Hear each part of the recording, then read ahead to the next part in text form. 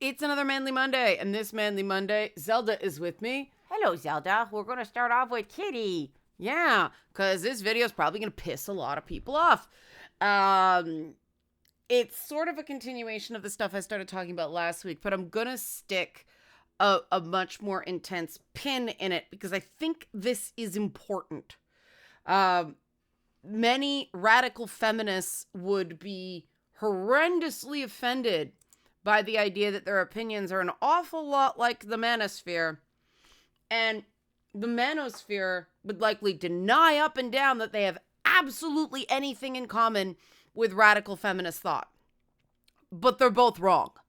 And we're going to get into why. And they're both wrong has a dual meaning. They're both wrong in that they aren't just mirror images of each other, but they're also overall just both wrong. One of the major elements that radical feminism and the Manosphere have in common is that they are absolutely impervious to any facts that disagree with their ideological framings. If data may prove them wrong, then the data is just wrong. Why ask any man, ask any woman, right? It is fundamentally an emotional reaction dressed up with data, not a data-driven framework that actually works the minute it touches reality. So let's do help support this channel and we'll get into it. Help support this channel. Become a monthly patron. Patreon.com/Leanna K. Or buy a one-time Leanna Care session for someone who can use it but can't afford it. Really, really, really important right now. The Leanna Care stuff. Coffee.com/Leanna K. All forms of support are important right now. But yeah, it does help people. You are helping people. You can do something. Now, a bit of background on me. I took the gender studies courses at York University, same program as Anita Sarkeesian. And then I started working in television. And I worked on a highly sexualized show. It was called Ed and Red's Night Party. But I started applying feminist frameworks to that show. I started testing what I'd learned. And none of it worked.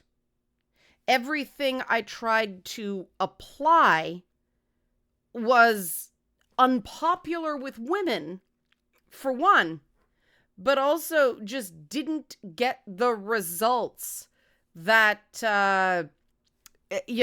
one would think they would based on the feminist frameworks.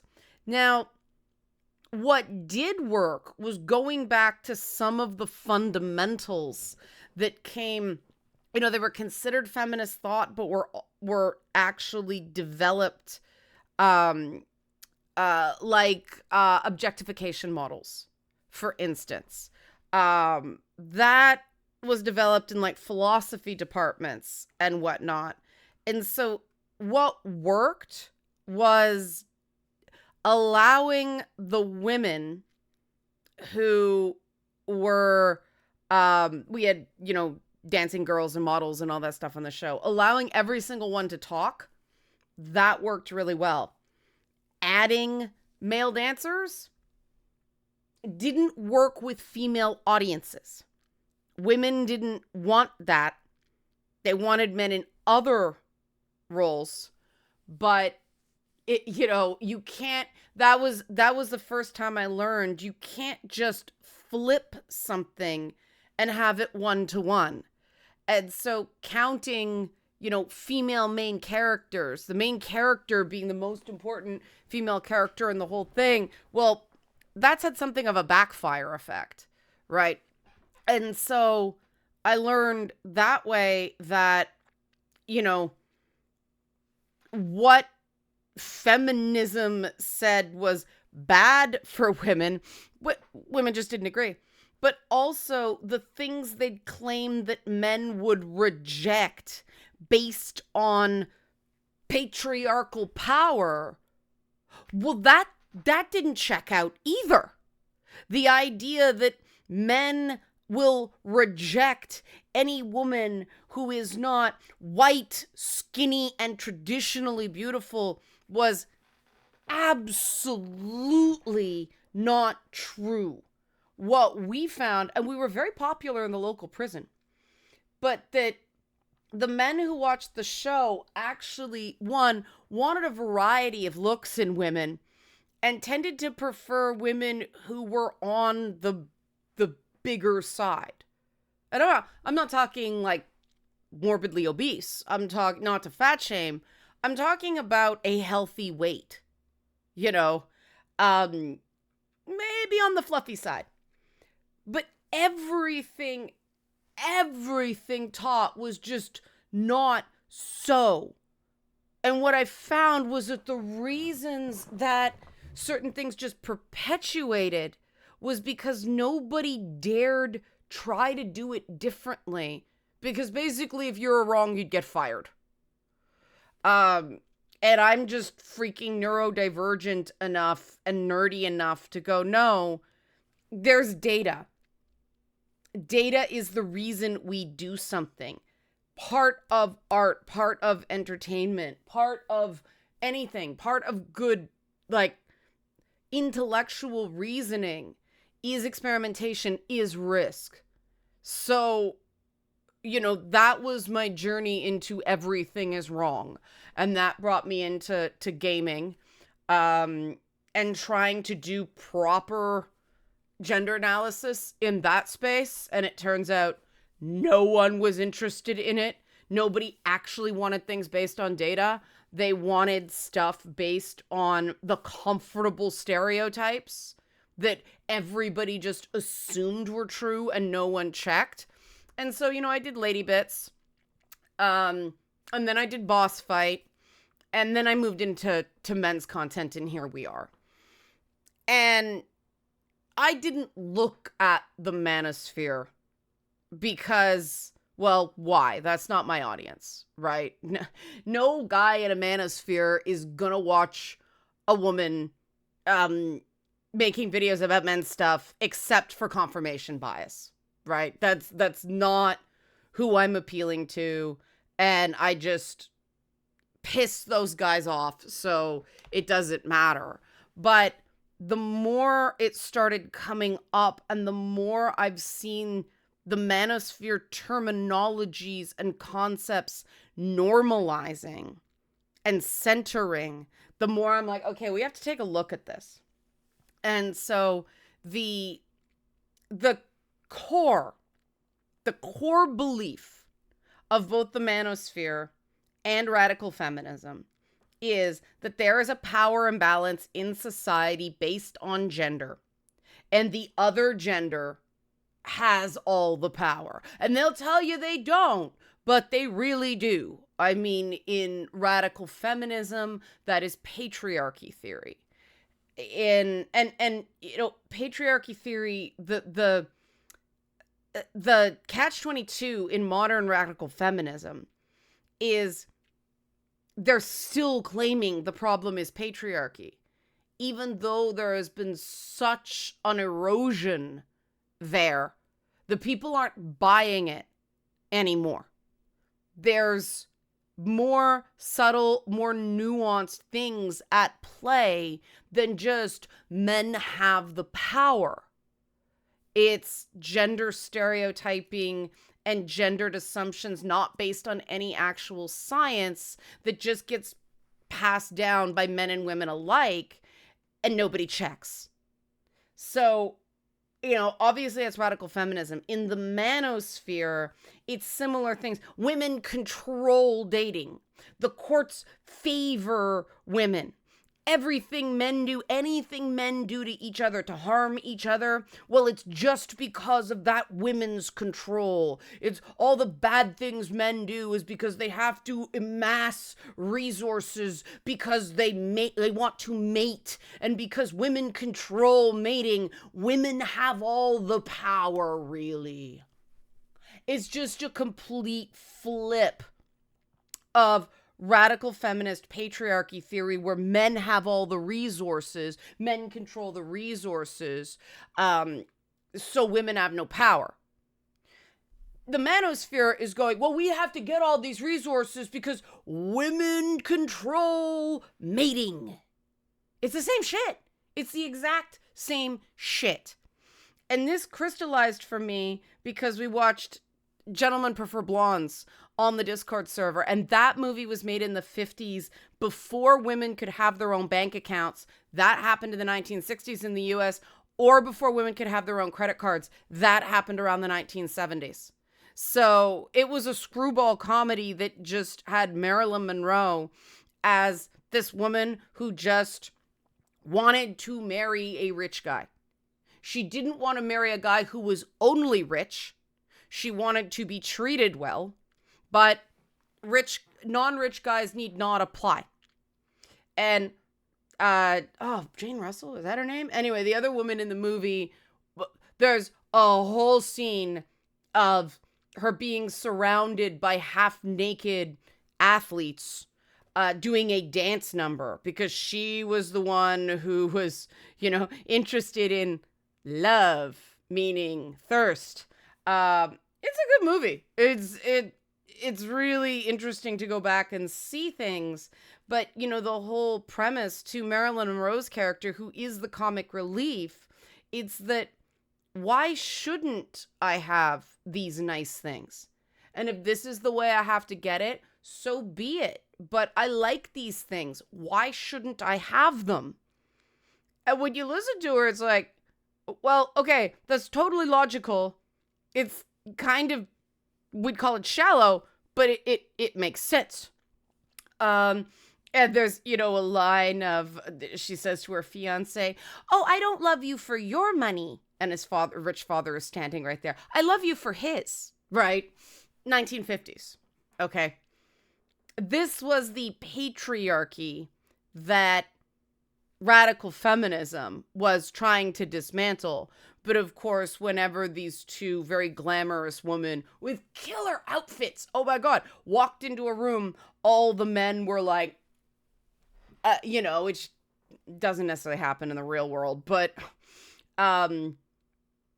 it showed the different power that men and women had. But it wasn't like one had all the power and the other was this poor, weak thing. And that's really much closer to the truth. But both radical feminism and the manosphere hinge on this idea of it's not your fault, which that's fine. The problem with both radical feminism and the manosphere is that it adds to it's not your fault, it adds it's theirs. And that's where the problem lies. And again, both sides ignore any facts that are inconvenient. I'm going to get into some of those in a bit. But one of the things that radical feminism and the manosphere agree with, shockingly, is that men are dangerous. No, I'm not kidding. Men are just naturally and inherently dangerous. And if you are not dangerous, you are weak. One of the central quotes to the modern manosphere is, a harmless man is not a good man. A good man is a very, very dangerous man who has that under voluntary control. Right? That is that's attributed to Jordan Peterson. A similar quote is, if you think tough men are dangerous, wait until you see what weak men are capable of. So he sort of contradicted himself. Good men are dangerous. And it's under voluntary control, which means he can turn it off whenever he wants to. Meanwhile, a weak man is even more dangerous. And a harmless man is a bad man. This is the manosphere, not radical feminism. And yet, the manosphere still seems to think that and the manosphere is big on protecting women's spaces too, right? Just there's a contradiction there. There's plenty of contradictions in radical feminism as well. But it is really interesting to me that one of the big manosphere complaints is that there aren't domestic violence shelters for men. That's changing, and that's a good change. There are, in at least in Ontario and Quebec, an increasing number of, well, they've opened one up. I don't know if I should say the name because I don't want it to catch hate, but a group in the Toronto area worked for quite a long time to open up a men's shelter where men could go with their children, so they wouldn't be left at the mercy of an abusive mother.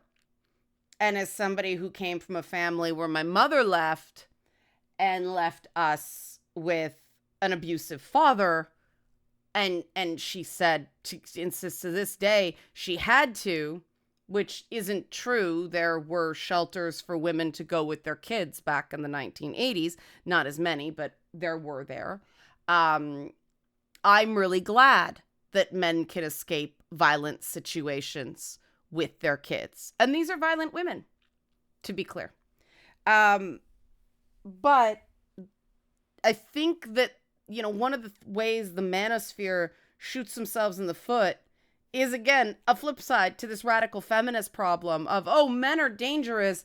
And then these rad femmes are acting like feral beasts, just saying, kill all men.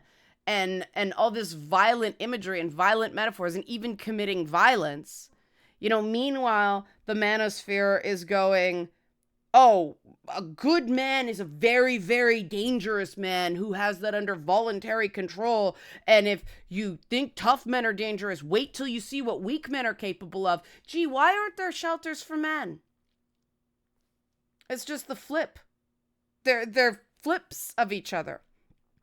The other thing where the manosphere is just gender-flipped radical feminism is the idea of the personal is political, right? I see this in so much manosphere brainworms, right? It isn't what one particular woman or a handful of women, because let's face it, a lot of these guys have very little actual personal dating history. It's usually one or two women that really screwed with them. It isn't what that woman as an individual or that handful of women did as an individual to that man as an individual. It's what women do to men. And you get a very, very strong emotional response if you ask them to just please stick to their own experiences. I think this one is deliberately, not from the individuals that say it, but the organizations that circulate this talking point. I think that's deliberately stolen from the second wave feminists, the personal is political, because the backlash, the men's rights backlash to radical feminism really can't stand the personal is political. And like many of these reactionary movements, they take everything the movement they're reacting to, say they can't stand it and it's bad, and they do it themselves. But that really is an issue. And the big problem with that isn't moral. It's tactical, right? Because how does radical feminism backfire on a lot of men? Well, they say men are dangerous and, all men would rape if they could get away with it. And men are just like, no, I do not have that urge, right? That's why it doesn't work. 'Cause you're a man and you got some woman who often is doing her best to rock a whole bunch of physical masculine signifiers telling you your business, which is why I was hesitant to do men's content in the first place because I can't stand that element of radical feminism. And I say this as someone who does believe that globally, there are still serious problems affecting women and girls. Menstruation taboos that, force girls to sleep outside a heated home where they freeze to death or get bitten by poisonous snakes and die and shit like that. Like, there's shit still going around in the world. Girls are being denied schooling, on their period and otherwise. Girls are getting acid thrown in their faces for trying to go to school. Girls are getting kidnapped and then raped and impregnated by, the men of this faction. And it's awful. But all men are violent, all men are potential rapists, all men are closet predators. No, it's just not true. And to tell a guy that he doesn't know what urges are brewing within him, even if it's true from an emotional perspective, one that's no more common in men than it is in women. The stereotype that women are somehow experts on emotion is false. But also, okay, if he's not aware of it, saying, you're just not aware of what a potentially violent terrorist you are, that's not going to get you very far. But it's the same thing in the damn manosphere. Men telling women that we are not being honest about what we look for in partners or what we're attracted to, that we really just want money to let some man knock us up. Like, it's just not true. It's not true. The first few years when my husband and I were together, we were looking for change around the house to buy food some weeks. Tells you something about Canadian television, because that's when we were on TV. They delayed paying us so long. We'd have to pay for everything out of pocket, and they'd pay us back 90 days when they felt like it, when they didn't disallow an expense. So we were on broadcast television, and it was starting to get syndicated around the world, and we didn't have money for groceries. Okay? Canadian TV, people. I wasn't with him because he was wealthy. And people think I was, because they don't know the realities of Canadian television. I was branded by the big progressive Canadian media as somebody who slept my way into a job to just, she's a star fucker and all that stuff. And there were plenty of other girls sniffing around that were. And the disrespect that those women show to the existing girlfriends and wives of famous men is like, oh, fuck off. And so this idea that women have the market cornered on morality isn't true either. But it's just not so. I missed it when the video went up on Friday, but I did link to the chart that showed that birth rates are highest for most demographics in the lowest 10 to 20 percentile of income. Then they drop and then they start rising again. So people of middle incomes, except for foreign women, are having the least number of kids. So it's not mating and resources, because it was strictly resources, you'd expect it to just rise with the number of resources. Right? And I mean, the other thing that goes into this is both radical feminism and the manosphere assume heterosexuality. The models are very heteronormative, except when homosexuality can be politicized, right? The manosphere is full of don't act gay, until they can point out that, lesbian domestic violence rates are off the charts, according to some studies. Now, the truth is that the data varies wildly on those. We actually just don't know for sure how bad it is, because it's everything from 18 to 44%. And so the Manosphere will quote the 44%, which is, of course, higher than heterosexual relationships, which are about, they hover in the mid to high 20s for women. It's gone as high as 17% for men now. 17% of men in heterosexual relationships are victims of domestic violence.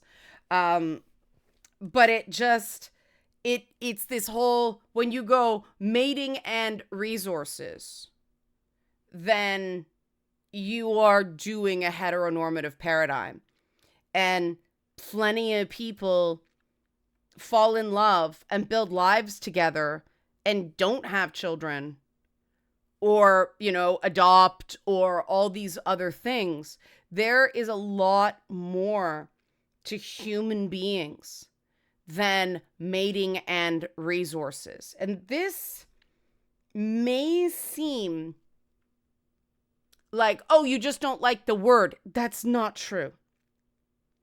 Because when you actually look at the data about why women are getting married at lower and lower rates, why women are losing interest in marriage, the number one reason, study after study after study, shows the number one reason is not cost. It's not money. It's infidelity. Women get cheated on and they go, forget this.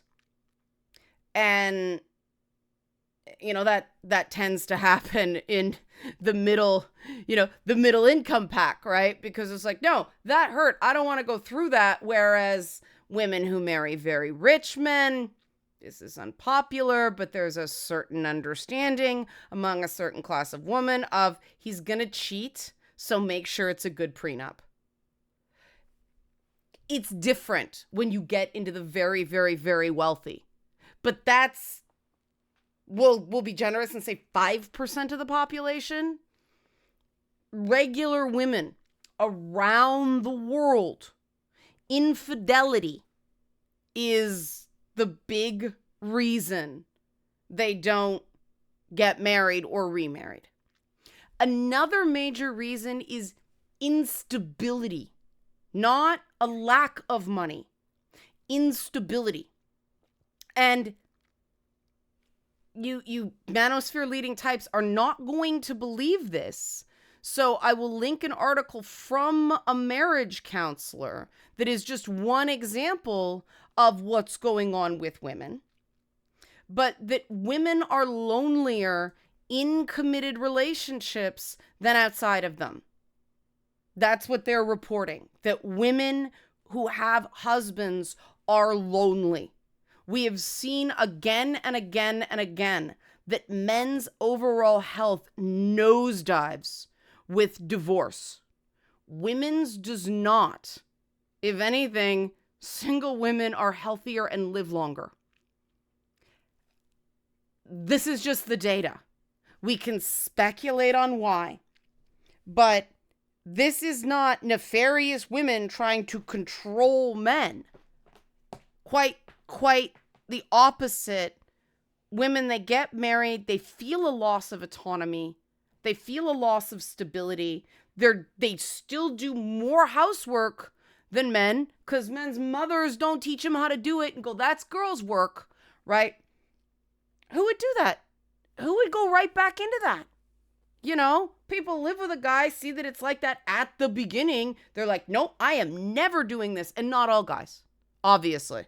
We've got a whole food and culture channel on our Discord where single guys, like they call it bachelor cooking, like Cardona's started the whole bachelor cooking thing. We share recipes, we share food tips, right? It's totally gender equal on it. We do cooking stuff.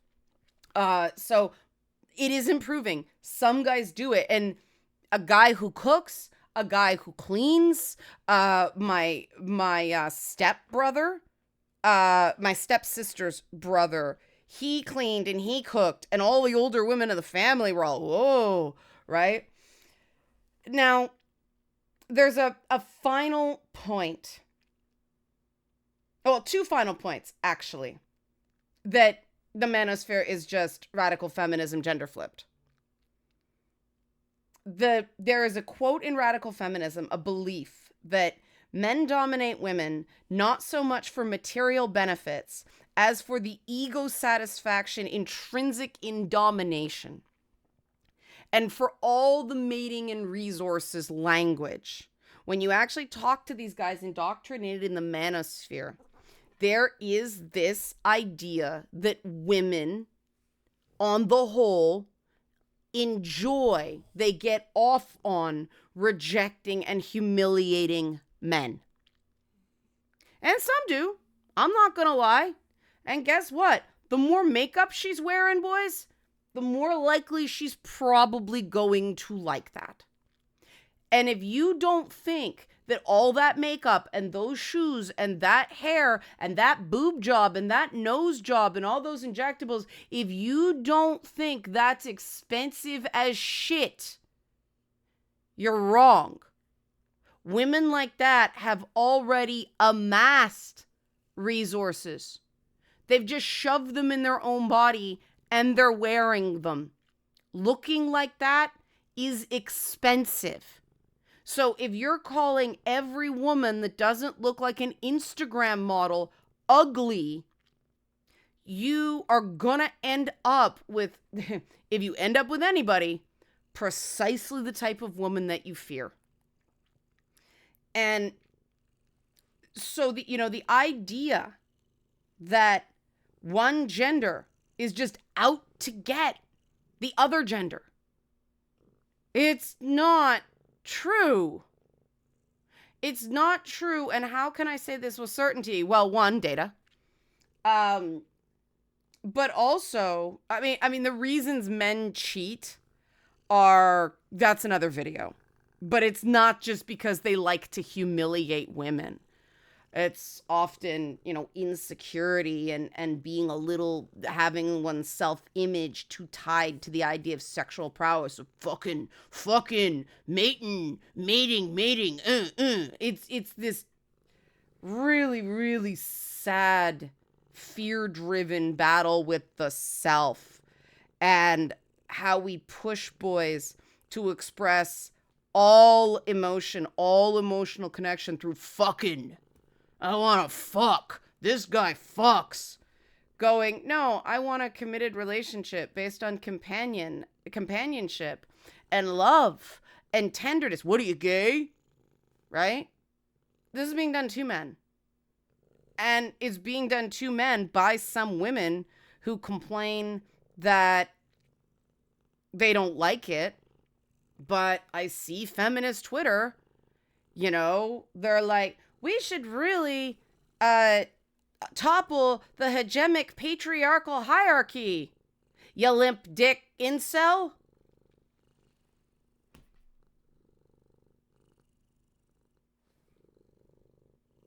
Women are only interested in my money, and they're lying if they say otherwise. Why can't women like men for... Right? They're just these sweeping generalizations, taking no responsibility for the assumption after the assumption after the assumption after the assumption that is not backed up by data. And I will actually challenge people in both these camps. And the answer is exactly the same. Ask any guy, or women just know. Women just know that common sense is neither. Right? Just because something is a popular view doesn't mean it's correct. And that is the last point, that the manosphere is just gender-flipped radical feminism. Both these movements blame society as a whole for how they were directly raised. When you get into how boys are typically, as they say, reared or raised, and how women are typically raised or reared, right? You see that all the complaints that radical feminists have about men are really about their training into girl world. The becoming a woman, right? One is not born a woman, one becomes them. One becomes one. Simone de Beauvoir. That's actually not a direct, it's a French. Meanwhile, it is not true that women just want men for their money. It is true that men have been raised to view their own value in terms of material contributions to the family. That is internal, and they're projecting it. You know? If women have been taught to fear men, that's intrinsic, right? So instead of saying, look, it's not the 9 men that are great, it's the one man that isn't, and I don't trust my ability to screen the one man out. That would be accurate. That would be fine. But they don't say that because they can't own it. They're too insecure. Their sense of self is too poorly formed. They go, all men are potential rapists. It's 2 different narratives based on the same set of facts. Similarly, men saying, I feel less like a man and therefore less confident in dating because I don't have a lot of material resources. I can't provide for a family. Instead of saying that, it's, no, that's what women really want. And anybody who says otherwise is lying. You know? So this internal programming has led to men being trained to be self-oriented, women being trained to be other-oriented. And, you know, I say this as somebody who has to remind myself that if I'm not other-oriented, I'm going to get labeled a bitch. And I was raised more like a boy. So that was not my training. So I know how fucking real it is. You know, I was raised with, if he hits you, hit them back. Stop crying. Yeah, I think if my father could have told me to man up, he would. He may even have done it a couple of times. Like, to put it, my father taught me how to ride a bike by putting the bike at the top of a steep hill, putting me on the bike, and letting go. Did I crash? Oh, yeah. Was I pretty badly hurt? Oh, yeah. That's abuse. That's deliberately putting a child in a dangerous situation. And then he'd yell at me for crashing.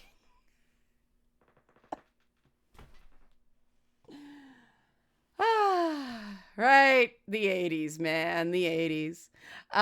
That wasn't normal in the 80s, but, you know, he was so frustrated that I wasn't learning to ride a bike fast enough and not properly. He tried to make me learn on a men's bike.